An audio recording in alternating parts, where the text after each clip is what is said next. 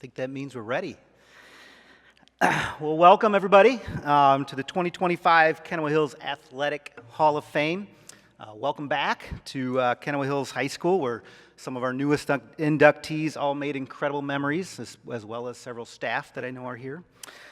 Thank you all for coming tonight to honor these special alums. I'm honored to be the athletic director here at Kenowa Hills and help organize this important event. As you can see on the program, it's been 5 years since we've had an induction ceremony, so this was overdue, and it's been in the works since about October. From individuals with decades of dedication, leadership, and love for Kenowa Hills to incredible individual accomplishments, some that Kenowa Hills has never seen before or may never see again, we are excited to induct our newest Hall of Fame members. I'm excited for you all to be here. I hope you're all able to grab a program on your way in to review the accolades of these inductees and even see the list of now 37 individuals or teams who have made it into our Hall of Fame. We'll add 4 plaques to our Wall of Fame for our Hall of Fame located in the athletic hallway. We've been reviewing that. As you can see, a lot of construction's happening, and we've been looking at that part of the building too and how to present our members and share their stories more visibly. But it's an exciting time here at Kenowa Hills. If you can't feel the vibe across the street on a Friday night football game, but our football team is off to its best start since 1992. We've passed 3 bonds within an 8-year span, I think I have that right, leading to many district building improvements, including our current athletic renovations, as you can see happening on the north side. We're in a newly formed conference called the River City Alliance, a historical move by 7 schools, and it's been a great start to that. But most importantly, tonight we get to celebrate the accomplishments of 4 individuals within the rich history of our department. I want to say a few thank yous to administration, of course, right? We do a lot by what we're led with our administrators and our Board of Ed. Jerry Hopkins is here, Nate Robron, our high school principal's here, for their support. To Vicki Beacons. I think everybody knows Vicki. She spent over 25 years in our athletic department helping with athletics. She was not able to be here tonight, but she did a lot of work behind the scenes. To Ann Garib, who runs our Performing Arts Center. A lot of you know Ann as well. She's up top, making sure this runs as smooth as possible. Helped a lot with the setup and the ceremony, so I thank Ann. The athletic boosters who help support the social gathering after at Gracewell. And to our food service department for the cookies and punch. Feel free to grab some on your way out as well. Plenty of it there. To the presenters for taking time out of their day to share important information about our inductees. And I'll be inviting them up one at a time. And of course, the inductees for being here.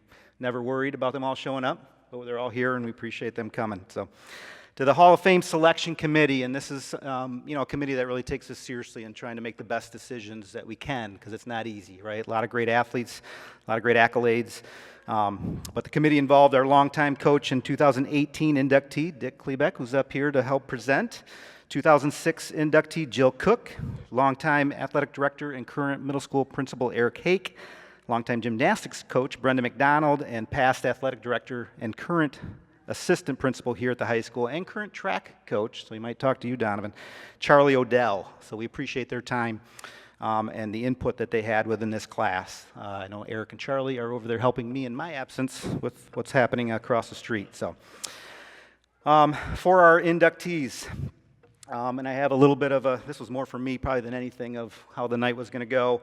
But I'm going to introduce each presenter one at a time. Our inductees can remain seated during the speech, so they don't have to worry about standing for minutes upon minutes. I'll call them up after for their plaque. Along with the plaque, they've been gifted a card with a lifetime pass to Kenowa Hills Athletics, of course, if they ever come back. Always welcome. We're going to focus on photos. You're welcome to take some in the mix of it all, but at the end, we'll have some photo ops here with the background a little more formally. And then we'll walk across to the stadium for the halftime presentation. In a while, I'm going to get a little antsy, making sure the last thing I want to be is late for the halftime, so keep that in mind. I'll kind of be leading, make sure we're getting over there in plenty of time for the halftime presentation. And it was hard to know, right? We have a good crowd here, of course. And with the Performing Arts Center fitting so many, if you're looking for a big crowd, it'll be many of them. We're looking forward to the halftime presentation and being able to watch the football and see the inductees come across for a halftime. So we'll do that after and then wrap up at Gracewell, of course, for a social gathering. I've talked, nobody's here to listen to me. So at this time, I'd like to welcome up our first presenter for inductee Brenda McLouth Harris. And I know these two spent some time today already chatting about this, but Miss Lisa Dorado.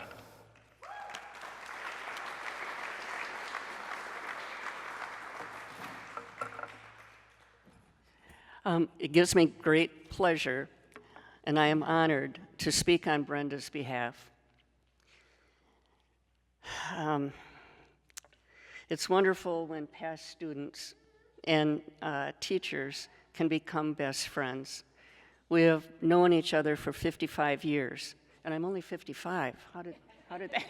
No, 55 years.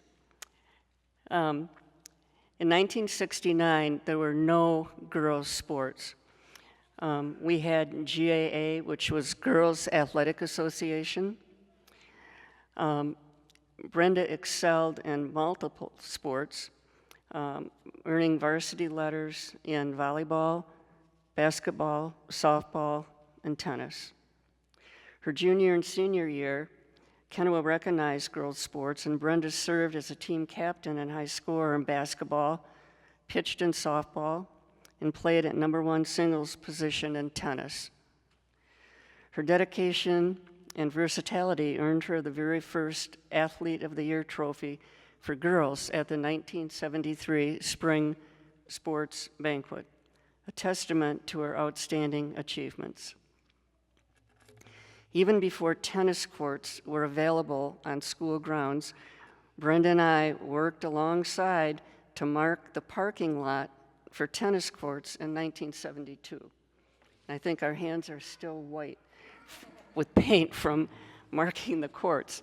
But the next year, the driver's ed lines covered up the tennis court lines. And then eventually, we finally got tennis courts. But I wasn't going to let that stop us, nor was Brenda. If we need tennis courts, we paint them on ourselves and we use volleyball nets. Anything would work just to get the kids out there playing and swinging. Her dedication, versatility earned her Athlete of the Year for girls in 1973. Brenda's influence extended well beyond her high school years. She worked for over 10 years at the Walker Recreation Department, held positions of Recreation Director at Orchard Hill Reformed Church, dedicated time as a coach for middle school basketball at Kenowa, and continues to support athletics department by working at sporting events.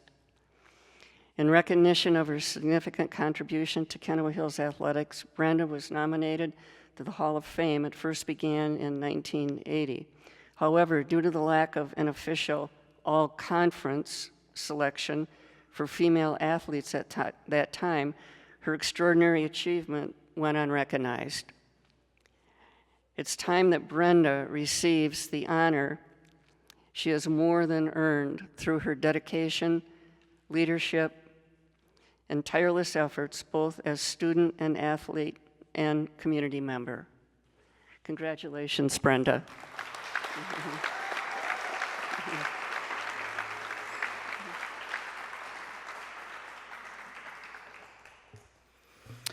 Thank you, Lisa. It's been great. Brenda's been around our office. Again, she's still putting in time, helping with events and everything like that, and certainly was just elated to be known that we were discussing her as a nomination here for this, and so we're excited for her. What a great accomplishments. You know, one of our earliest successful female athletes ever, helping pioneer the way for girls athletics here at Kenowa Hills. So congratulations.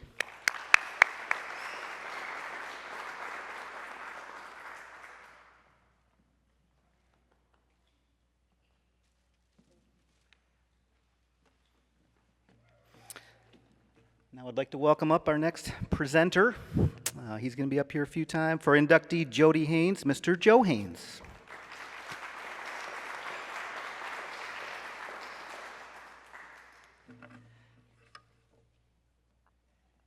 Hopefully this goes okay. My wife rewrote it 3 times today for me. Good evening, everyone. I want to begin by recognizing Breast Cancer Awareness Month.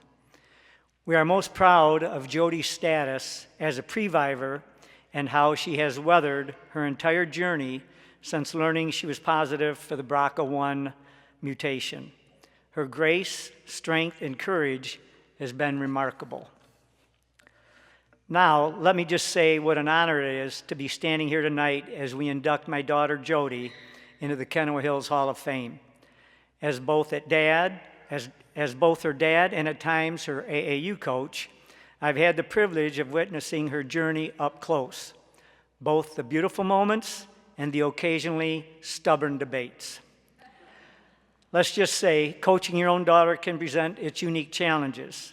While she may not always take dad's advice as seriously as coach's advice, those moments of spirited disagreement became invaluable stepping stones in her development.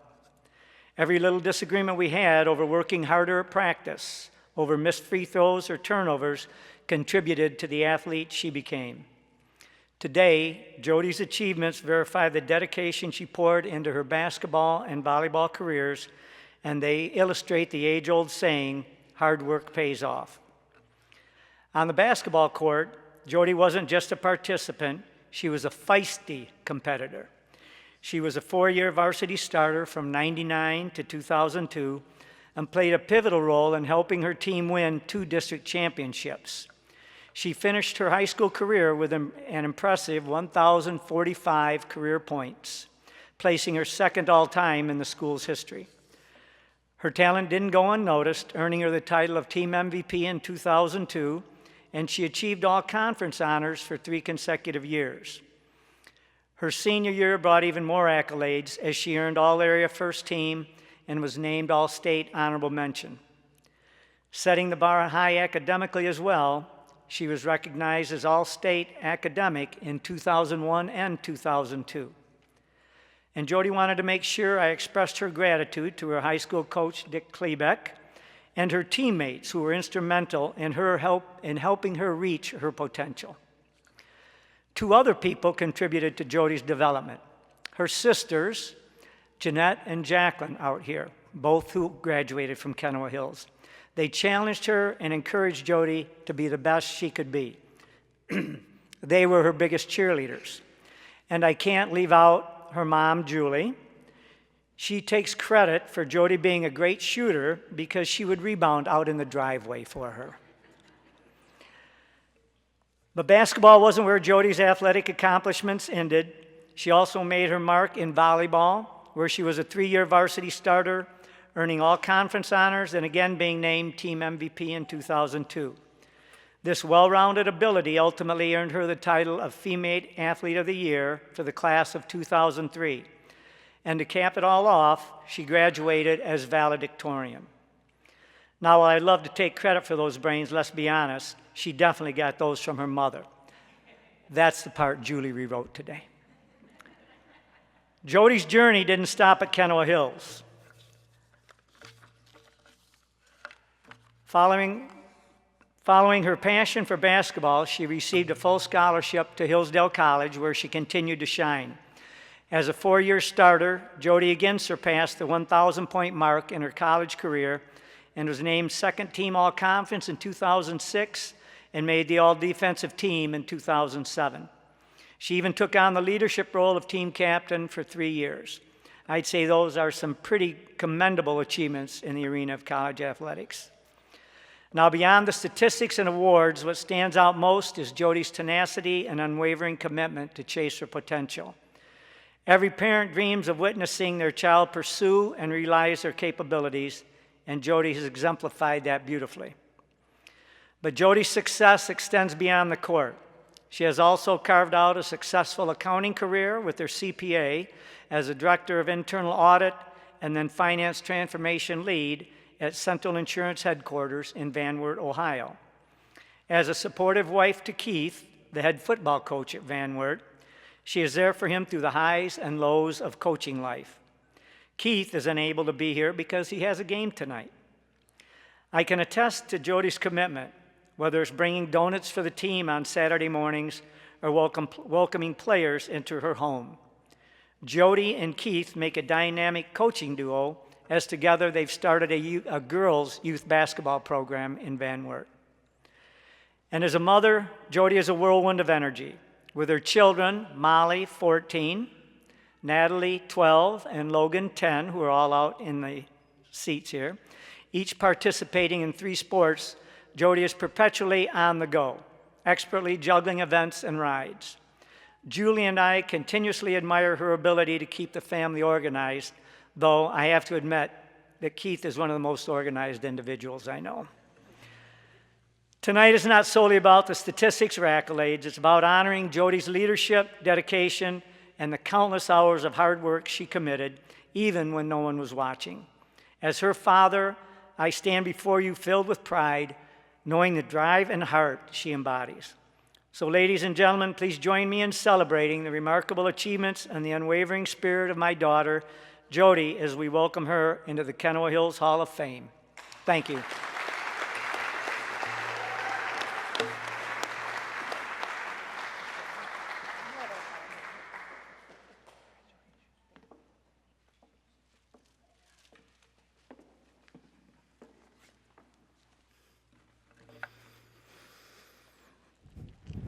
Thank you, Joe, and congratulations, Jodie. I was just thinking of the committee when we, because we got a lot of, certainly a lot of nominations, right? Successful athletes that have come through Kenowa Hills and have done great things at the high school level. And what it meant to the committee was, what's done beyond that, right? So Jodie's career, to have a successful career, 4-year career at Hillsdale and score over 1,000 points, that's just, that separates from some of the better athletes here that are at Kenowa Hills. So congratulations. Now I'd like to welcome Hall of Fame member Dick Klebeck to present for Joe Haines.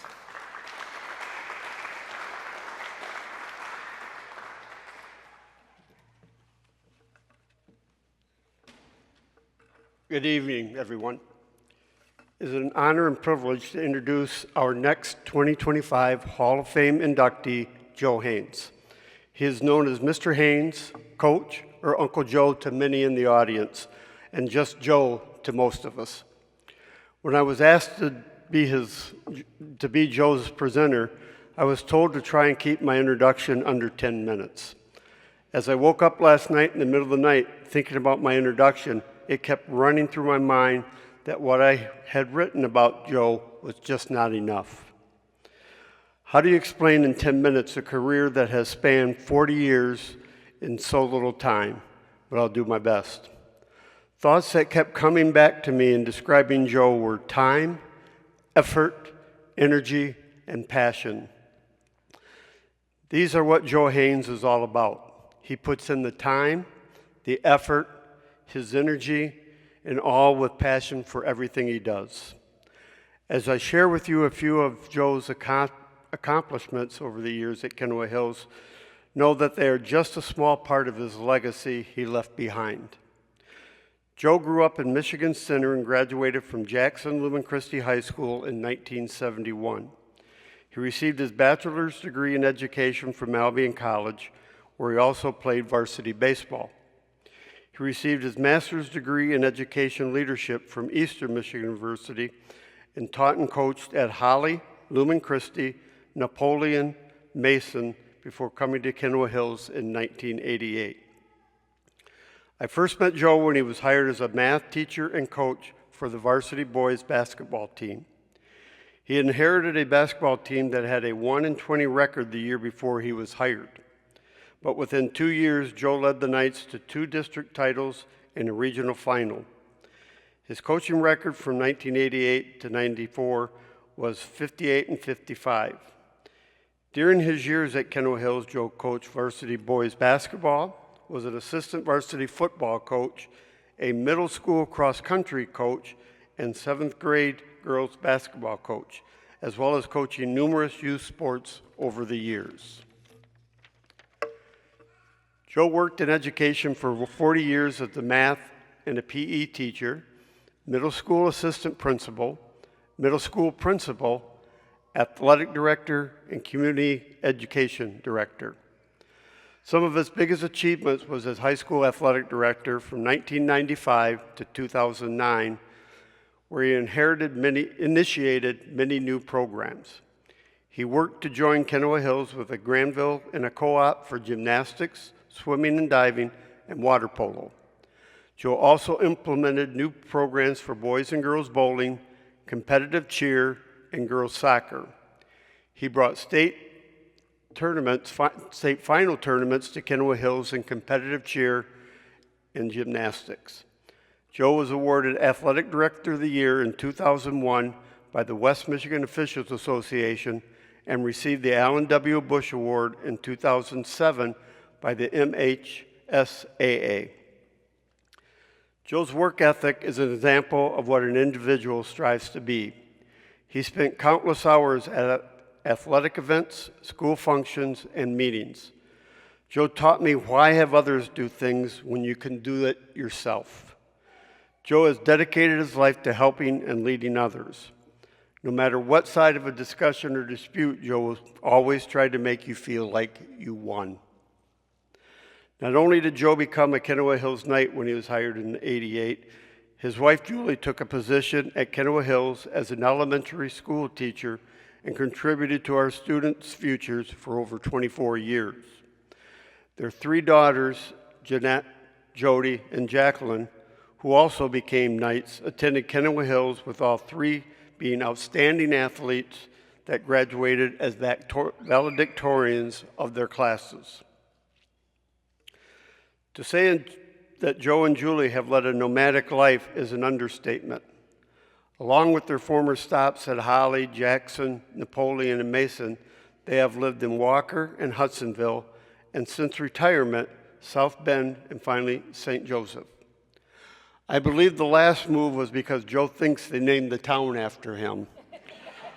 Sorry, Joe, the town was founded in 1834, a little before your time.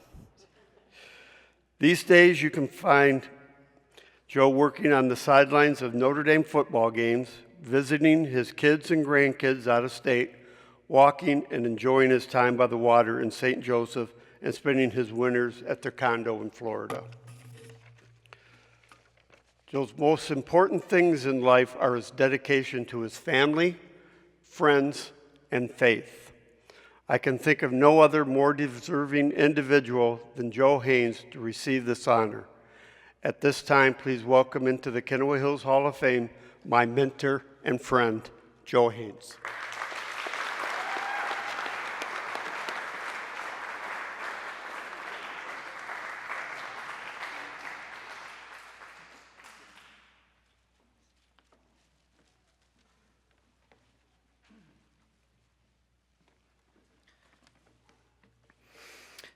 Thank you, Dick.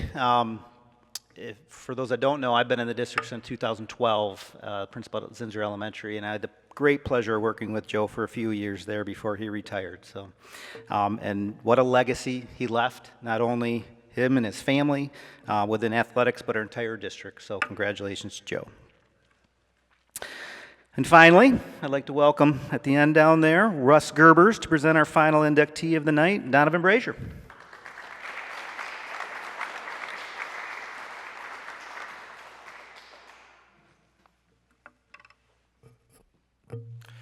Good evening. It is my honor and my privilege to induct Donavan Brazier into the Kenowa Hills Hall of Fame.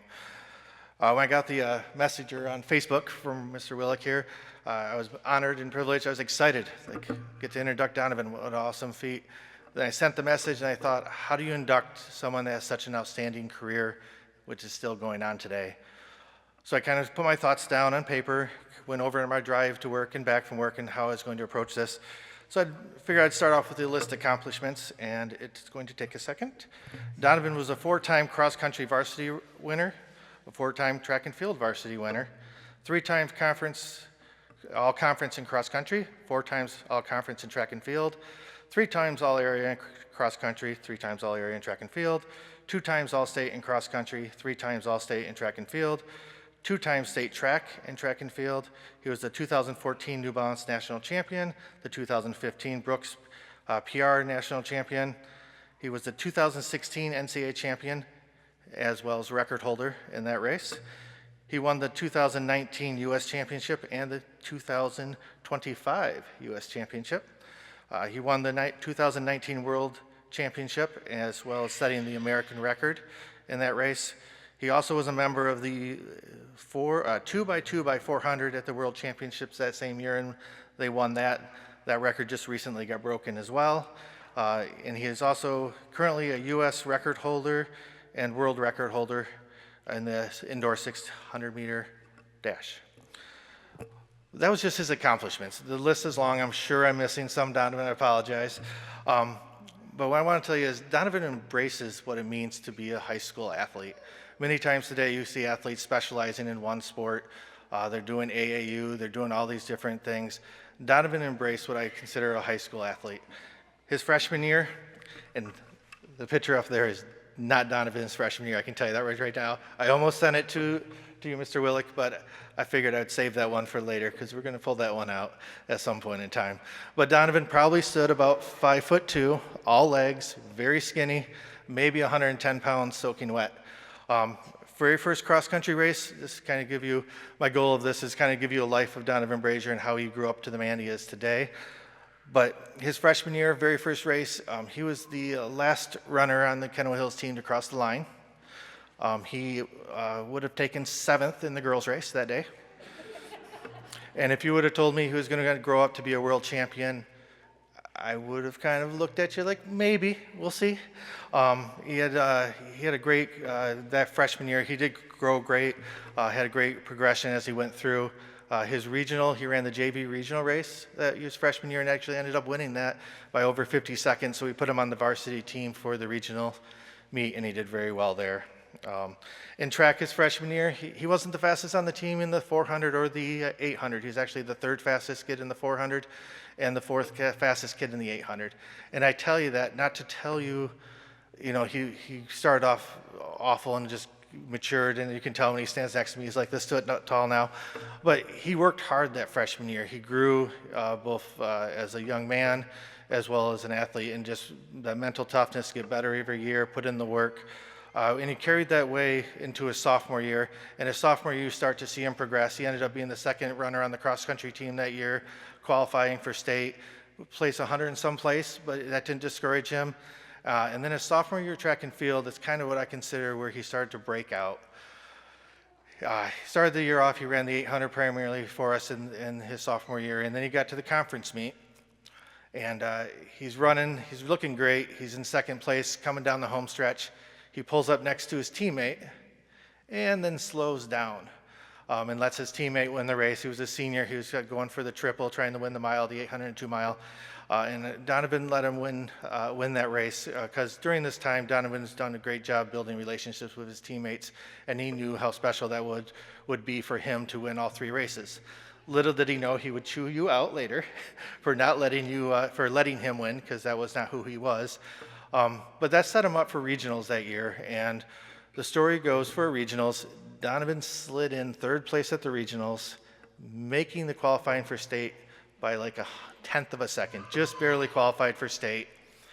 And at the state meet, there's 2 sections. There's the A section and the B section.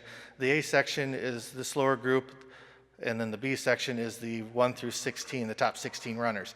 Donavan was seated 16th. And he's like, do you think they'll let me run in the slow group? He was a little worried to being in the fast group that year as a sophomore. He didn't want to embarrass himself on the track. So the race starts off at state meet. Donavan finishes the first lap right in the pack, looking good.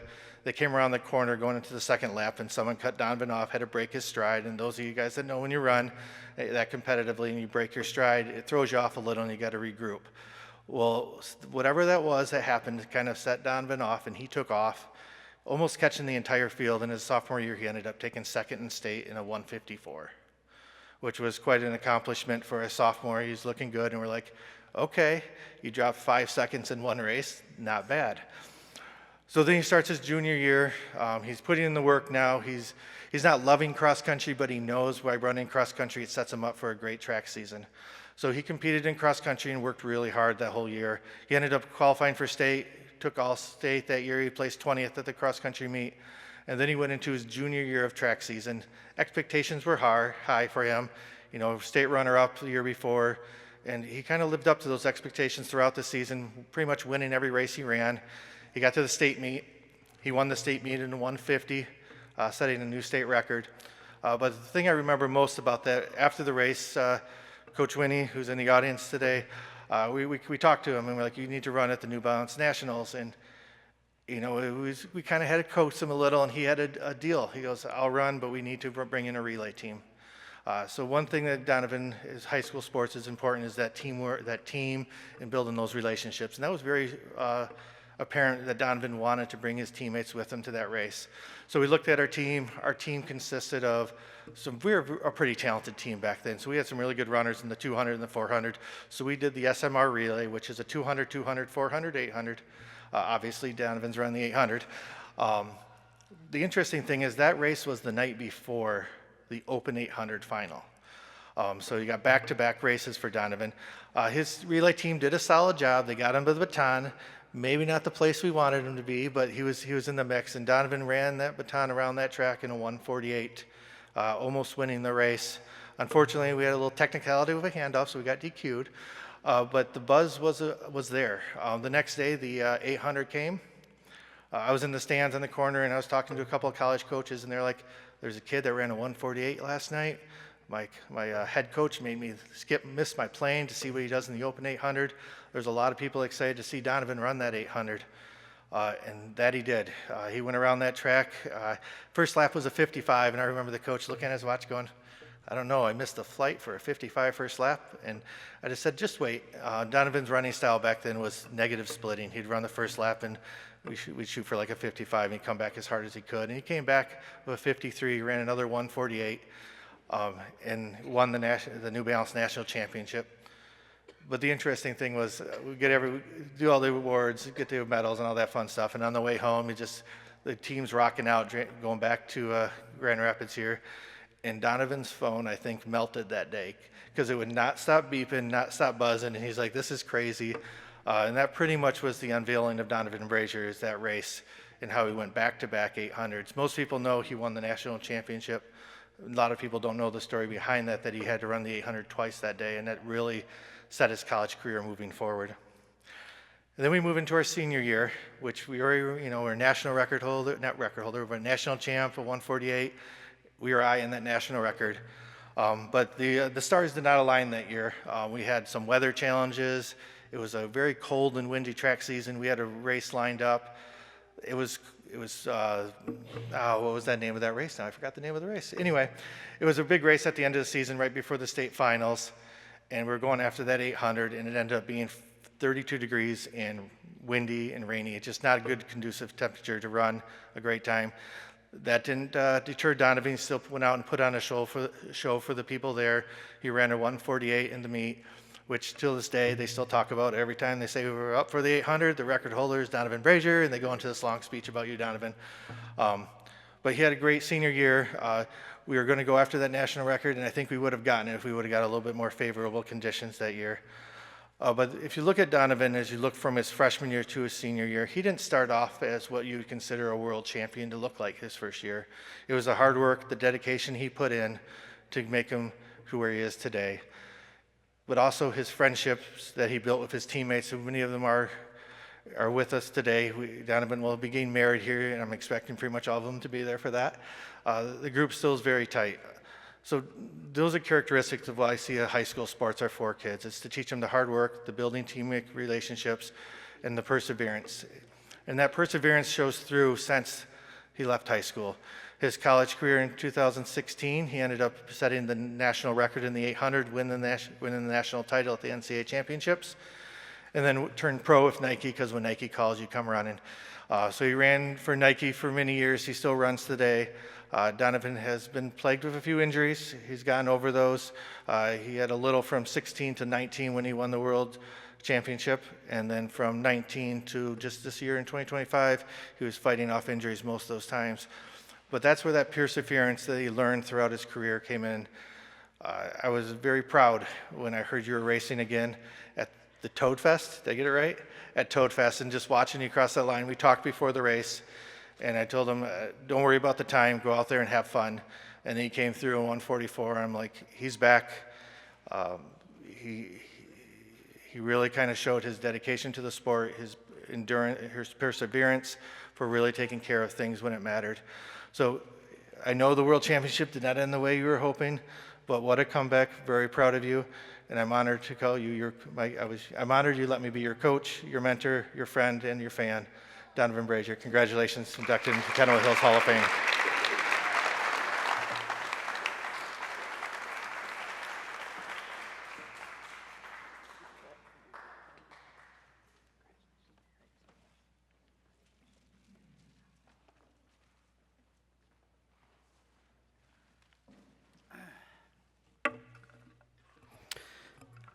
Well, what incredible accomplishments by Donavan, of course, an athlete that we're all extremely proud to say was a Kenowa Hills Knight. And again, I was in the district in 2015, so I was able to kind of follow from a distance. Principal at Zinsser, to find out a fellow went through Zinsser Elementary, which certainly made us proud just to be part of Zinsser at that time too. And I know a lot of people impacted his success, and I think of even Coach Johnson back here. I would follow him, and it was run fast, turn left, and wow, did Donavan Brazier do that really well. So, but on top of that, just the initial information I had from, and it's not many people that come through a school where you can go to Wikipedia and find out his successes, which some of that's copied and pasted up there from that. But learned a lot of things just listening to Russ that I didn't even know, and I didn't realize even the state championship in cross country, because everything was about the 800 meter, right? So appreciate Russ kind of looking through some of that stuff and trying to get as many things as we could about Donavan, and I didn't even begin to look at all conference stuff in terms of that type of athlete he was. So Donavan made a stop last spring here at the high school at a track meet, and it was pretty special. Kids that know who he is 10 years later, right, and the success that he had. Going through the injuries, of course, as Russ was talking, back for a comeback here with the national championship in August.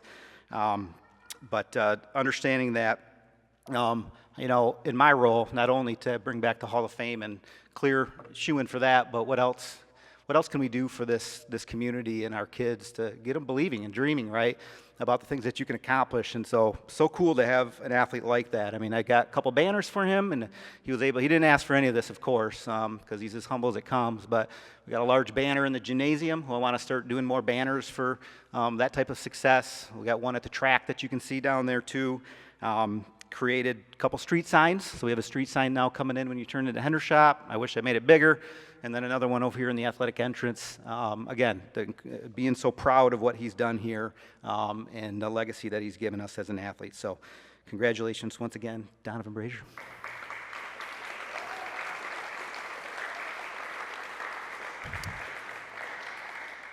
How about another round of applause for our presenters? Thank you for everything you did tonight. Thank you. And another round of applause for all of our inductees for your accomplishments. You make us all very proud. We'll get to hear a lot of this again at the stadium, of course, at halftime, as long as we make it there in time. We're going to do some photos now up top here with a background. I just ask, we don't need 50 people up here, but if we get a couple of you, one per family or something, I got some yearbook members here as well to take some good photos. But feel free to do that. We did record this, so it wasn't live stream, but it was recorded. So if anybody wants that link to it, I think we put it on YouTube to be able to take that or share it with other people that weren't here. Again, of course, we got a football game going on right now against a tough Lowell team, so we'll be there to watch the end of the first half. After that, of course, you're welcome to come to Gracewell. So, and I'll be heading over soon, knowing that we may have people not wanting to stay through the football game, and that's totally fine too, right? This is about our inductees tonight more than anything. So outside of that, we want to thank you again for coming tonight. Go Knights, and let's get some photos here before we move over to the stadium. Thank you.